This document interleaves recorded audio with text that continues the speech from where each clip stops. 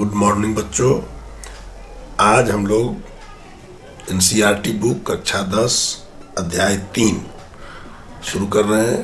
दो चर वाले रैखिक समीकरण युग्म। रैखिक समीकरण युग्म, ये हमारा टॉपिक है। इसको ठीक से देखिए, समझना है। हम लोग पढ़े हुए हैं कि बहुपद में या अलजेब्रा बीजगणित में जब पढ़ते हैं तो चर और अचर दो पद होते हैं। यहाँ पर क्या है, जो चर पद है यानी एक्स वाई या पी क्यू या ए बी कुछ भी जो लिखते हैं वो कितने होना चाहिए, दो होना चाहिए। यानी चर पद यहाँ पर संख्या कितनी होगी, दो। ये ध्यान देना है।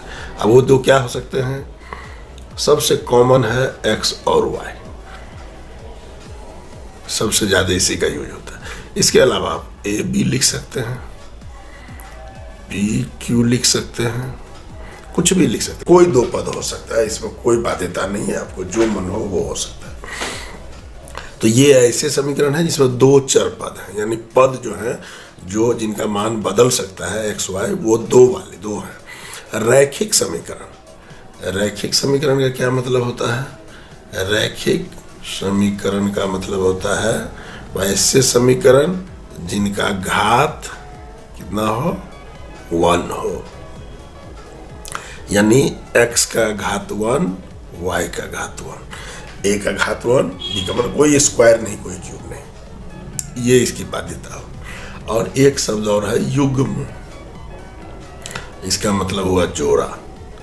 मतलब इस तरह के हिसाब में समीकरणों का एक जोड़ा बनेगा, मतलब एक जोड़ा समीकरण, यानी दो समीकरण होंगे तभी ये हिसाब बन सकते हैं। एक समीकरण से ये हल नहीं होंगे। अब यहाँ पर हमें इस एक्सरसाइज में जो हम लोग अब एक्सरसाइज बनाने जा रहे हैं उसका नाम है एक्सरसाइज 3.1। 3.1 में हमें 2-3 बात का ध्यान देना है। जैसे देखिए एक्सरसाइज 3.1, इसको हम लोग अब शुरू करेंगे। इसमें दो चीज देना है, किसी भी सवाल का हल नहीं करना है, हमें इन समीकरण युग्म को बना देना है। अब इसको दो रूप में व्यक्त करना है। एक को हम कहते हैं बीज गणितीय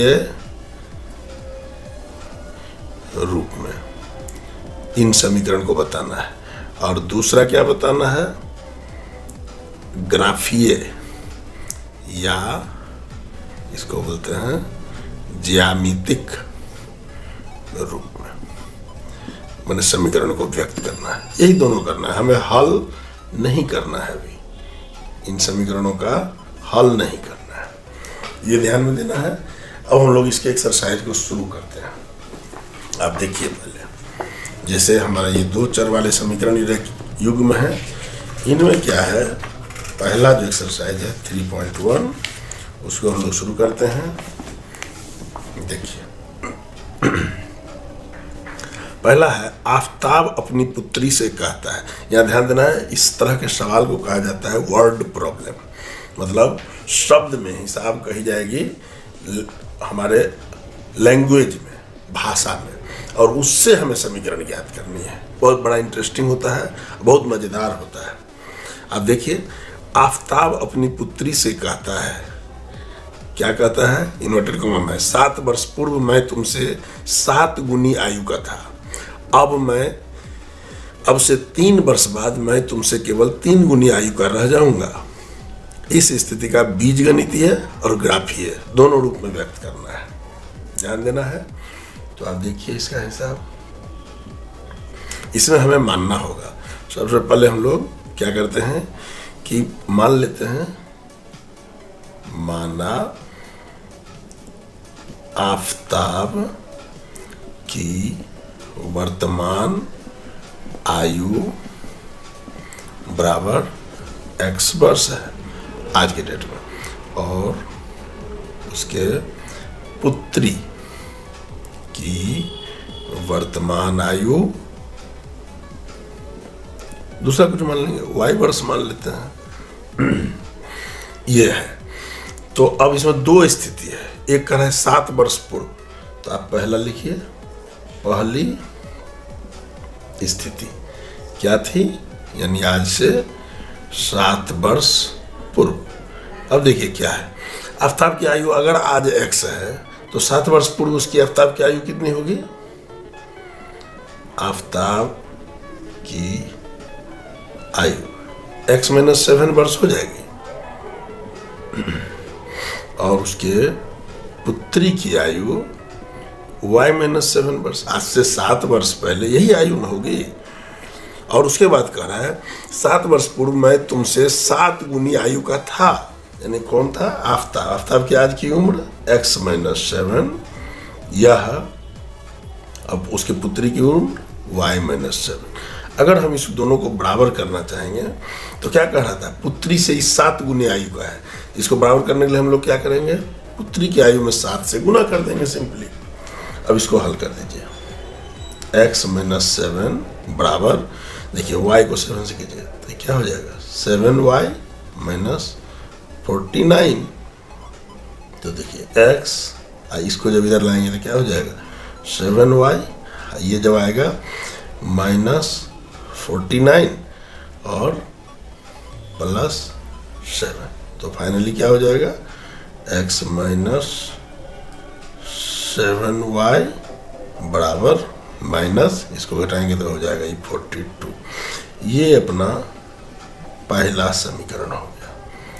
ये बीजगणितीय रूप में एक को हमने व्यक्त कर दिया पहले शर्त के अनुसार। अब जरा दूसरी स्थिति पर विचार कीजिए। दूसरी स्थिति क्या थी, यानी कह रहा है क्या, 3 वर्ष बाद। अब देखिए, आज से 3 वर्ष बाद आफ्ताब की उम्र कितनी होगी, x था आज, तो 3 वर्ष बाद x + 3 वर्ष, और पुत्री की उम्र क्या होगी, y + 3 वर्ष। तो ये इसका उम्र हो जाएगा। अब इसको हम लोग सॉल्व करेंगे।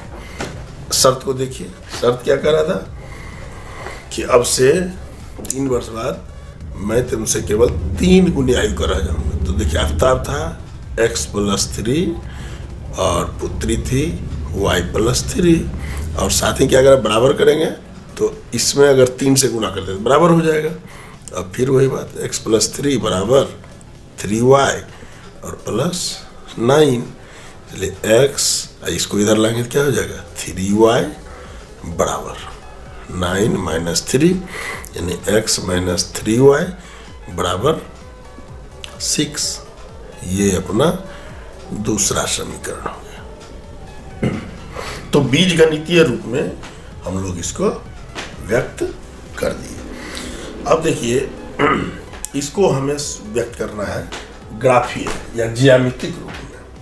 इसके लिए हम लोग क्या करेंगे, ग्राफ का सहारा लेंगे। देखिए ग्राफ में क्या करेंगे, बहुत ही आसान है, जरा सा इसको देखिए।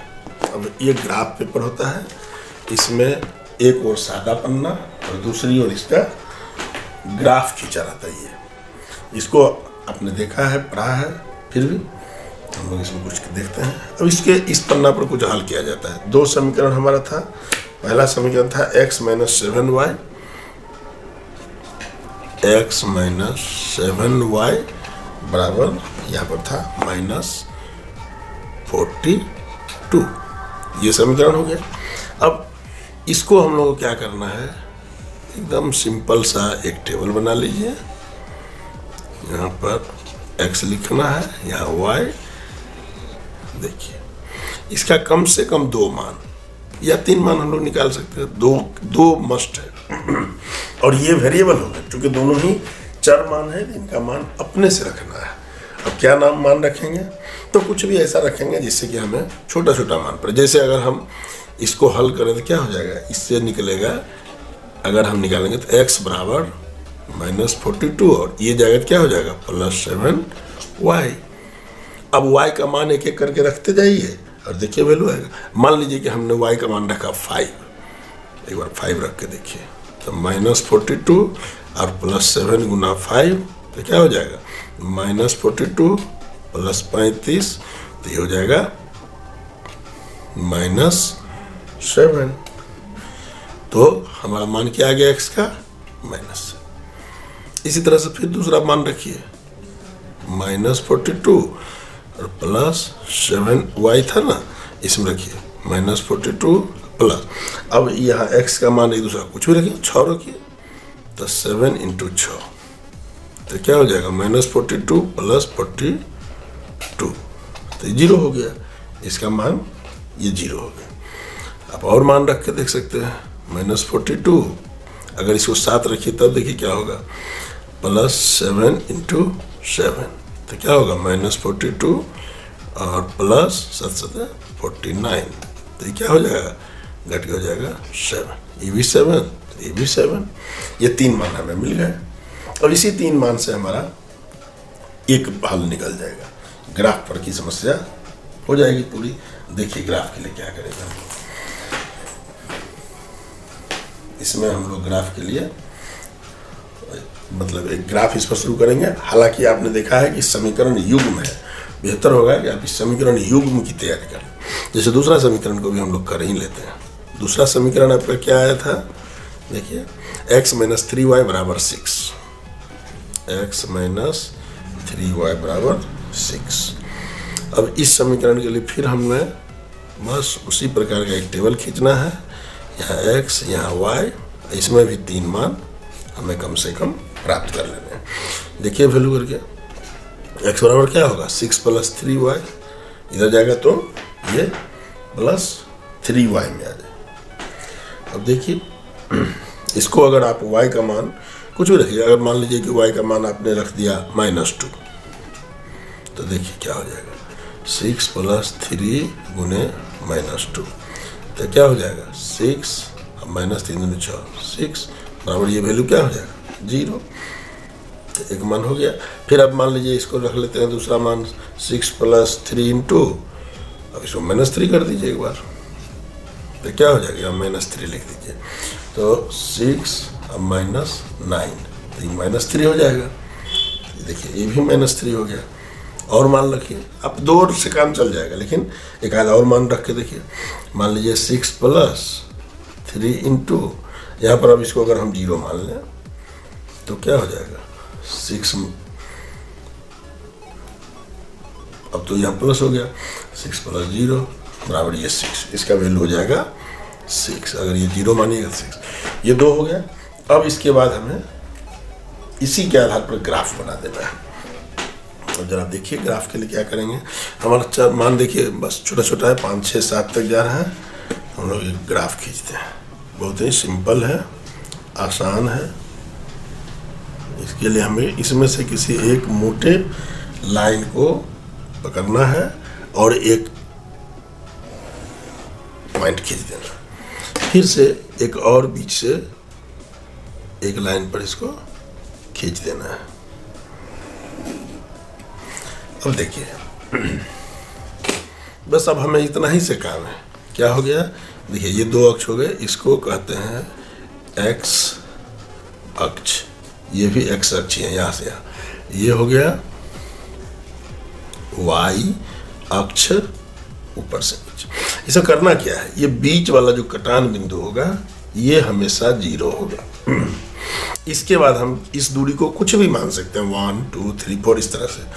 तो हमें देखिए अधिक से अधिक x में 7 तक की जरूरत है, 1 2 3 4 5 6 7, 1 1 का मान लेते हैं। इधर हमेशा लिखेंगे प्लस, +1 +2 +3 +4 +5 +6 +7, बस यहीं तक हमें ज़रूरत है, +8 हमारा ग्राफ में यहाँ से काम चल जाएगा। तो इधर स्वाभाविक सी बात है कि ये हो जाएगी -1 -2। ध्यान रखना इसको जिस यूनिट में रखे हैं, अब इसको एक एक बढ़ाए हैं तो इसको भी वही रखना होगा, इसमें हम बदलाव नहीं कर सकते। -4 -5 -6 इस तरह से चलेगा। अब ऊपर की ओर फिर y x में भी वही कर लेते हैं, 2 3 4 5 6 7, इसको भी वही रखते हैं। यहाँ +1 +2 +3 +4 +5 +6 +7 इस तरह चलेगा। तो फिर नीचे -1 -2 -3 -4 -5 इस तरह से ये चलते रहेगा। अब क्या करना है, बस इस मानों को, इन मानों को इस पर रखना है। अब समीकरण पहला लीजिए। तो देखिए, अगर हम x का मान लें -7, तो इसको और बढ़ा दीजिए,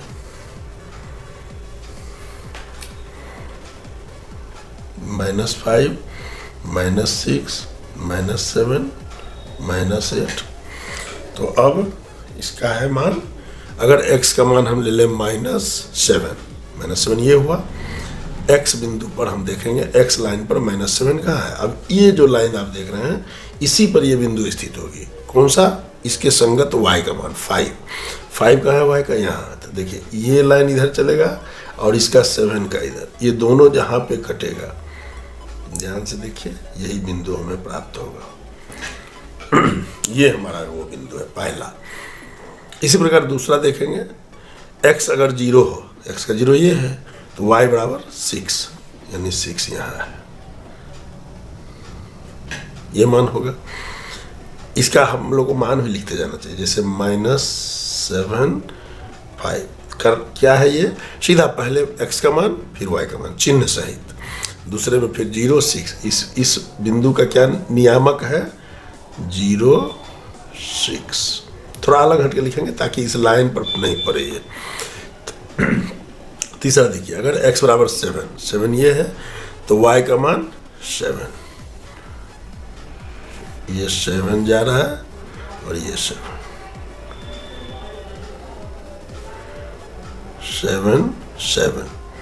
ये लाइन हमें प्राप्त हुआ। बस इसी को प्राप्त करना था। अब इसको ध्यान देना है कि तीनों बिंदु, अगर हमारा ग्राफ और कैलकुलेशन सही है, तो हर हाल में एक सरल रेखा पर ही आएगा, इसमें कोई बदलाव नहीं होगा। ये लाइन बना, इस समीकरण का नाम हुआ x - 7y = -42। ये पहला मेरा हो गया। अब हम लोग को दूसरा भी देखना है। दूसरा में क्या है, अगर x बराबर 0, तो x का 0 ये हुआ, तो y बराबर -2। और देखिए, -2 नीचे आ गया, ये बिंदु हुआ, ठीक है। उसी प्रकार x बराबर -3, यह है x -3, तो y का भी -3, यानी ये बिंदु होगा। इसका भी लिखिए -3 इसको लिखेंगे 0 -2। और तीसरा है 6, अगर हम x का मान 6 लें, यह है 6, तो y का मान 0 इसी पर आ जाएगा y। तो ये हो गया 6 और 0। ये भी एक सरल रेखा बनाएंगे। आप इसको रखें और इसको मिला दें।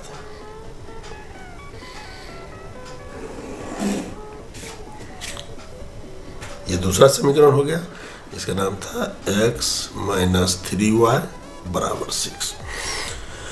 तो ये इसका ग्राफीय निरूपण हुआ। ग्राफीय निरूपण, इस जो ये हिसाब था उसका ग्राफ के रूप में इस प्रकार से हम इसको निरूपित कर सकते हैं। तो ये हो गया पहला हिसाब में, बस इतना ही करना, इसके आगे हल नहीं कर सकते। हालांकि हम लोग आगे कक्षा में देखेंगे कि इसी ग्राफ के द्वारा या समीकरण, दोनों ही स्थिति में हम इससे हल निकाल सकते हैं मान। जैसे कि आफ्ताब की वास्तविक उम्र आज के डेट में क्या थी वर्तमान में, और उसकी पुत्री की आज की डेट में क्या थी। तो अब देखते हैं अगला सवाल। चलिए, अब इसी प्रकार हम लोग देखते हैं दूसरा सवाल। दूसरा सवाल हमारा क्या कहता है, देखिए, क्रिकेट टीम के एक कोच ने 3,900 रुपये में 3 बल्ला और 6 गेंद, आप क्रिकेट खेलते होंगे, देख जानते हैं, बल्ला और गेंद खरीदा है। तो हमें सबसे पहले क्या करना है, माना एक बल्ला की कीमत बराबर x रुपया। तो उसी प्रकार से और एक गेंद की कीमत y रुपया। इसमें फिर आपको मालूम है कि ए बी भी मान सकते हैं, पी क्यू भी मान सकते हैं, आर एस भी मान सकते हैं, कुछ भी मान, टी भी मान सकते हैं, कुछ भी। अब पहली शर्त क्या है?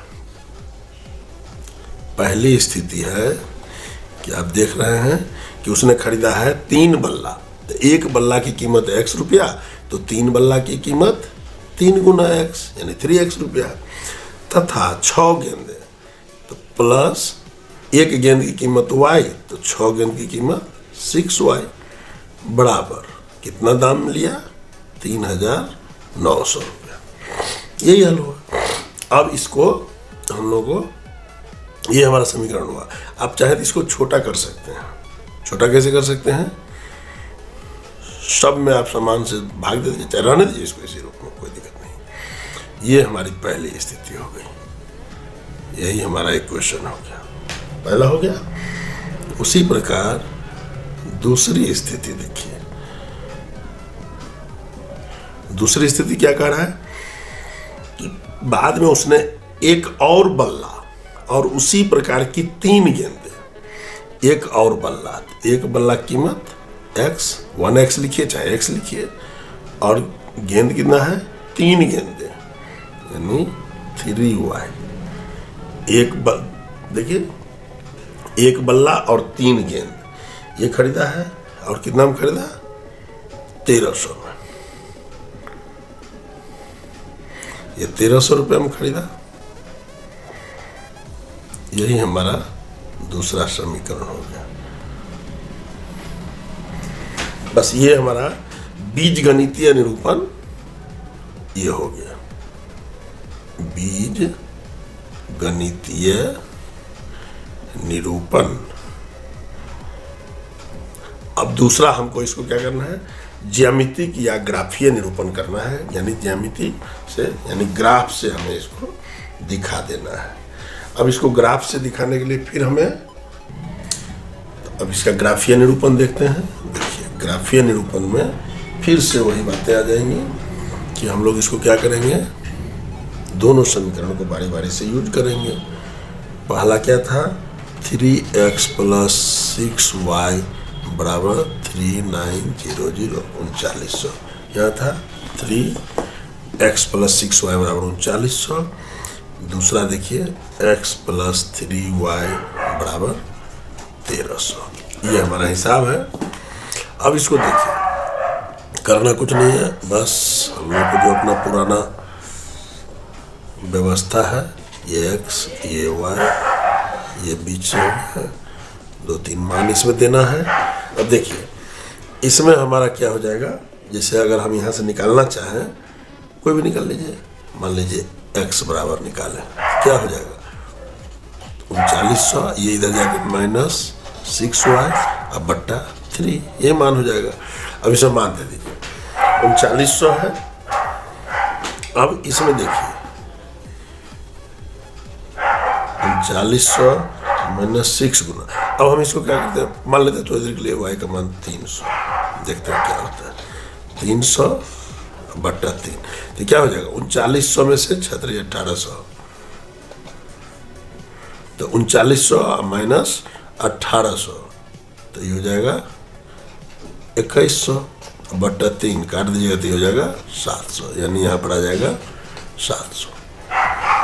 अब दूसरी स्थिति ये हो सकती है, आप एक आधा और मान लेके देखिए। मान लीजिए 300 बदला हम 400 रख लेते हैं, तो 3900 - 6 गुना 400 बट्टा 3, तो ये हो जाएगा 6 के 2400। 3900 में से 2400 जाएंगे तो ये हो जाएगा 2400, 3900 1500, और 1500 बट्टा 3 करेंगे तो ये हो जाएगा 500। यानी अगर हम इसको 400 रखेंगे तो ये मान आएगा 500। क्लियर है? इसके बाद आप इसको और मान दे दीजिए, 3900 - 6 गुना 500 बट्टा 3, तो क्या हो जाएगा? 3900 में से 6 पंचे 3000 जाएगा, तो बचेगा 900 बट्टा 3, काटिएगा तो आ जाएगा 300।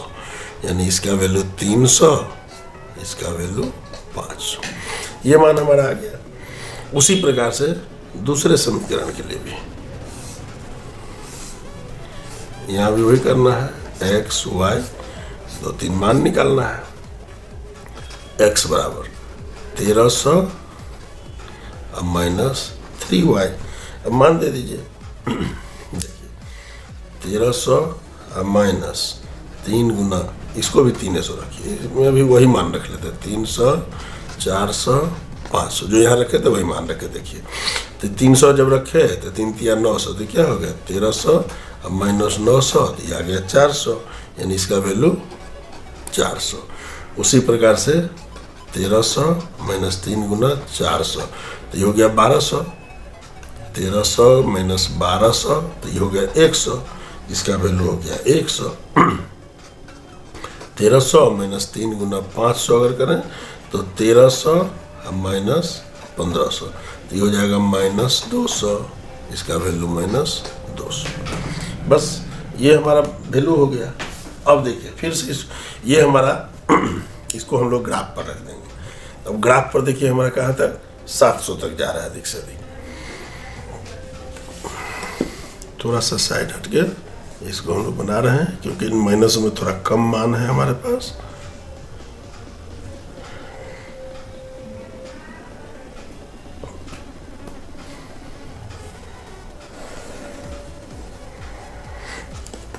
और उसी प्रकार से माइनस में थोड़ा कम है तो रखते हैं थोड़ा नीचे। इसको हम लोग को एग्जाम में पेंसिल से बनाना चाहिए, ज़्यादा अच्छा रहता है।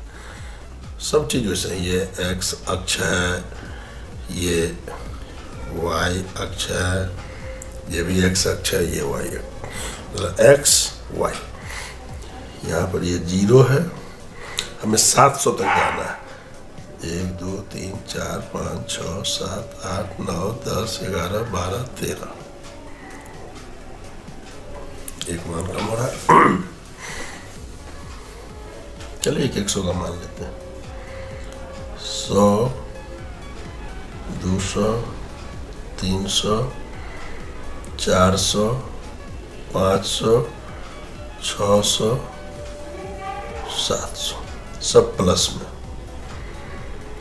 उसी प्रकार यहाँ पर भी 2 3 4 5 6, इसको 2 2 का मान लेते हैं। वाई में तो हमारा उतना जाता नहीं, ये 2 2 पर हम 100 मानते हैं। मतलब क्या हो 150 हो गया। 200 300 400 500, इस तरह से 600, इस तरह से अपना चल रहा है।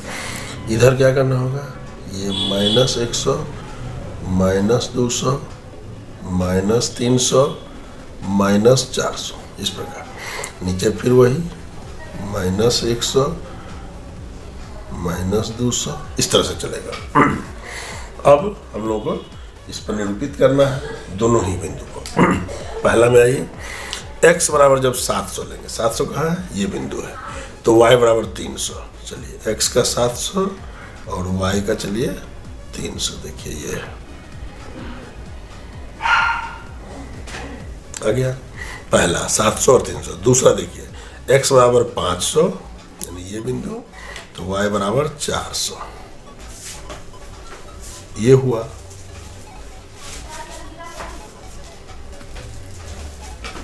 इसे नाम लेना, पहले 2 बिंदु के बाद नाम इसलिए लिखते हैं कि उस लाइन पर नहीं लिखा ना जाए जिससे गड़बड़ हो जाए। ये था 700 300, यहाँ 700 300। दूसरे बिंदु का नाम है 500 और 400। तीसरा आइए, अगर हम x पर 300 लें, x का 300 ये हुआ, तो y का 500। चलिए y का देखिए ये 500 है, ये हो गया 300 और 500। ये 3 बिंदु हमने लिया। आपको मालूम है कि 2 बिंदु से भी हमारा काम ये चल जाता है, कोई बात नहीं।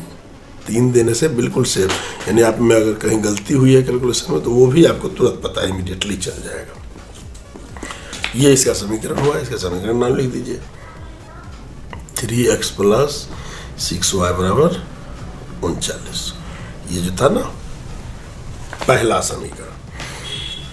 अब दूसरा देखिए, फिर से आइए, अगर x बराबर 400 हो, x का 400 ये हुआ तो y बराबर 300, x का 400 तो y बराबर ये है।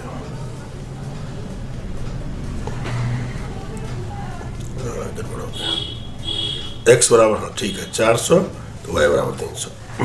दूसरा, अगर x बराबर 100 यानी ये है तो y बराबर 400। यहाँ देखिए 100 के बाद y कहाँ चला जाएगा, ये है 400। इसका पहले आप नाम लिख लीजिए, 400 300, इसका नाम है 100 400। दूसरा बिंदु मिल गया। तीसरा है -200, यानी x को हम मानेंगे -200, यहाँ है -200 तो y बराबर 500, यहाँ आ गया y, यानी -200 और 500। और इसको भी मिलाइए, ये तीनों फिर से एक रेखा पर आ जाएंगे। हर हाल में इनका एक सरल रेखा, रेखीय समीकरण का ये खूबी है कि एक सरल रेखा ही प्राप्त होगी। और ये भी समीकरण तैयार हो गया। अब इसका नाम क्या था, ये x प्लस 3y बराबर 1300। ये जो है दूसरा समीकरण हमारा हुआ, और यही इस हिसाब दूसरा का ग्राफीय निरूपण हुआ। आप इसको समझ गए होंगे। अब हम लोग देखते हैं तीसरा जो हमारा सवाल है। देखिए तीसरा सवाल आपका क्या कहता है। तीसरा है 2 kg सेब और 1 kg अंगूर, दो चीजें अब आपको मालूम हो गया होगा। फिर मान लीजिए, माना 1 kg सेब की कीमत बराबर कुछ भी मान लीजिए x रुपया, और 1 kg दूसरा क्या है, अंगूर, अंगूर की कीमत y रुपया। बस पहली स्थिति देखिए, या पहला शर्त क्या है, 2 kg सेब, 1 kg सेब x रुपया तो 2 kg सेब 2x रुपया, और क्या खरीदा 1 kg अंगूर प्लस y, ये बराबर खरीदा 160 रुपया। चलिए एक समीकरण तो हमें मिल गया यहीं पर। उसी प्रकार दूसरी स्थिति देखिए। अब दूसरी स्थिति में क्या है, 4 kg सेब, 4 kg सेब का कीमत 4x और 2 kg अंगूर 2y बराबर 300। दूसरा भी समीकरण हमें मिल गया। आप इसको चाहे तो हल कर दे सकते हैं, थोड़ा सा छोटा कर सकते हैं, चाहे रहने दीजिए इसको इसी रूप में। आप देखिए हल कैसे करेंगे, अगर करना चाहेंगे तो 2 ले लीजिए कॉमन, तो क्या बच जाएगा 2x प्लस y, यहाँ बराबर हो जाएगा 300। इसलिए 2x प्लस y बराबर, ये जो 300 हुआ, आई 2 इधर गुना है तो इधर भागा हो जाएगा, काटिएगा तो हो जाएगा 150। यानी इसको क्या लिखेंगे, 2x प्लस y बराबर 150। ये आपका दूसरा समीकरण हुआ। तो ये हो गया आपका बीज गणितीय निरूपण। अब हम लोग इसको देखेंगे उसी प्रकार फिर ग्राफीय निरूपण। देखिए ग्राफीय निरूपण में क्या होगा, यहाँ पर हम लोग फिर से वही बात करेंगे। दोनों समीकरण देखिए लिखेंगे, क्या था 2x प्लस y बराबर 160 एक था, और दूसरा था 2x प्लस y बराबर 150। ये दो समीकरण था। समान व्यवस्था करेंगे, ये x ये y, वही 2-3 मान डालेंगे। यहाँ देखिए आप इसमें कर लीजिए, कोई ले लीजिए, y बराबर 160 आई जाएगा इधर तो -2x। अब बारी बारी से मान डालते जाइए। अब मान लीजिए x का मान हमने 40 मान लिया, तो 40 दूनी 80। देखिए x का मान हम 40 मान लेते हैं, तो क्या हो जाएगा 160 माइनस 40 दुनिया 80, तो इसका वैल्यू 80 हो जाएगा। उसी प्रकार से हम अगर x का मान 50 मान लें तो 160 माइनस 2 गुना 50 तो 100, ये हो जाएगा 60। तो x का मान जब हम 50 मान लेंगे तो इसका मान 60 हो जाएगा। उसी प्रकार से अगर हम x का मान 60 मान लें तो 160 माइनस 60 गुना 2 120, तो ये हो जाएगा कितना 40। यानी इसका मान अगर 60 मान लें तो इसका मान 40। सिंपल एक हिसाब। उसी प्रकार इसको भी कर लेंगे।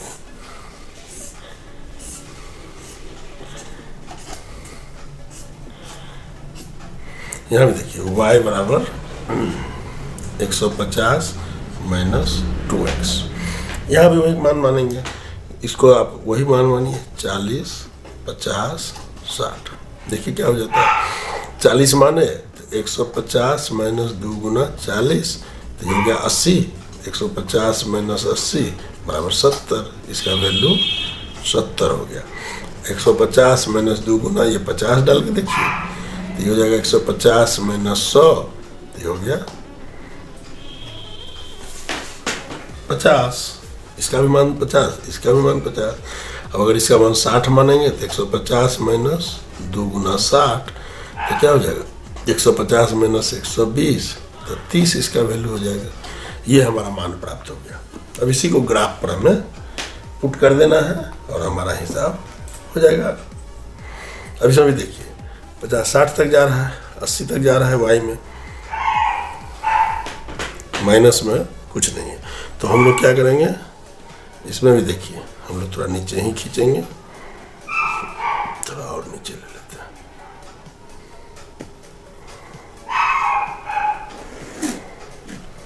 ये हुआ।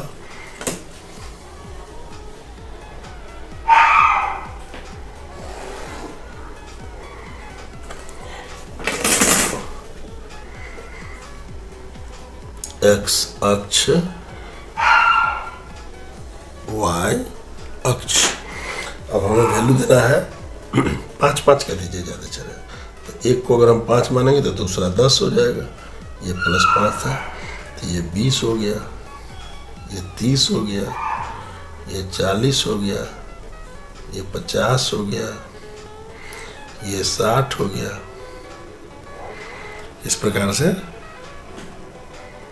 ये 70 हो गया, ये 80 हो गया, ये 90 हो, ये +90, ये चला गया। नीचे आएंगे तो ये फिर यहाँ पर -5, तो स्वाभाविक ये -10, ये -20, इस तरह से चलेगा।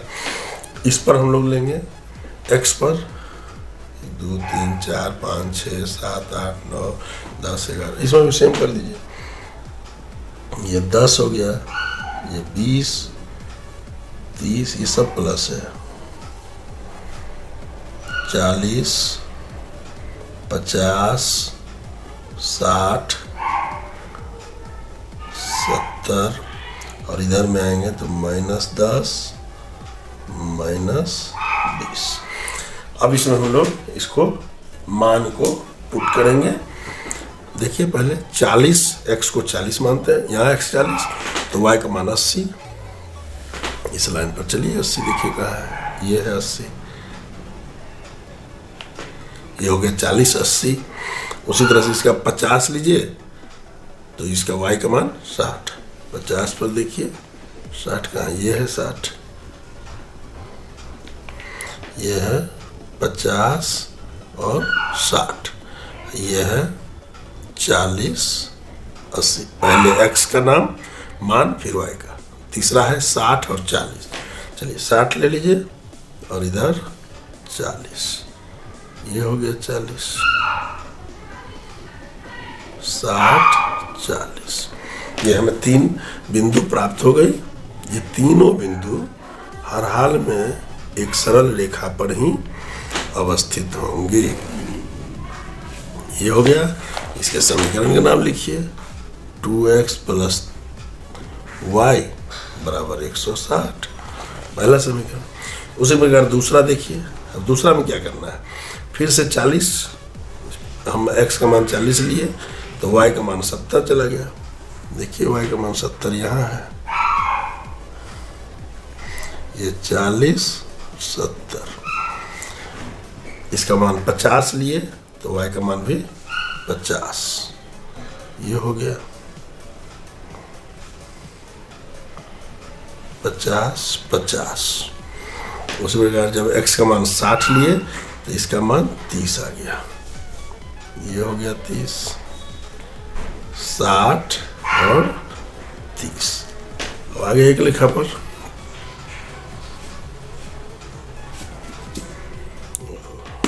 ये गड़बड़ ना हो गया, ये 50 का ये लाइन है, इस पर आएगा, यहाँ आएगा। जब 50 लेंगे तो यहाँ ये था हमारा 50 50, ये गलत है 50 50। अभी देखिए 3 बिंदु लेने से एक फायदा होता है कि यदि गलती हो गई वो तुरंत आपके पकड़ में आ जाएगा। एक सरल रेखा पर हर हाल में इसको होना ही चाहिए। बस एक सरल रेखा खींच दीजिए। अब देखिए इसका वैल्यू हो गया, ये हो गया 2x प्लस y बराबर 150। इस प्रकार से ये दोनों हमारा बिंदु हो गया। ये इसका निरूपण हुआ हमारे सवाल का, और इस प्रकार यह समाप्त हुआ। अगला हम लोग मिलते हैं एक्सरसाइज 3.2 के साथ।